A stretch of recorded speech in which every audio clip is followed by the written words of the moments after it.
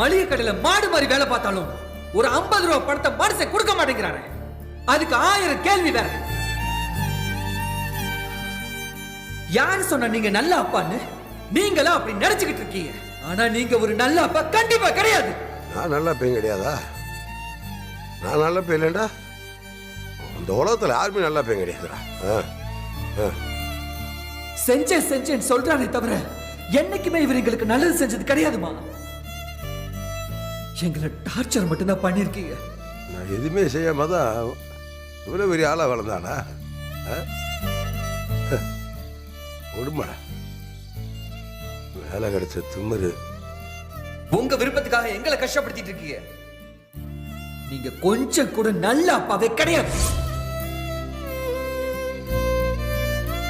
இதே சூழ்நிலை வேற வீட்டுல நடந்தா என்ன நடந்திருக்கும்? இப்படி ஒரு தேவை, பணம் தேவைன்னு சொல்லி அப்பாட்ட போய் நின்று இருப்பாங்க, அப்பாவும் கொடுத்திருப்பாங்க. ஆனா இங்க இவர்கிட்ட கேட்க முடியுமா?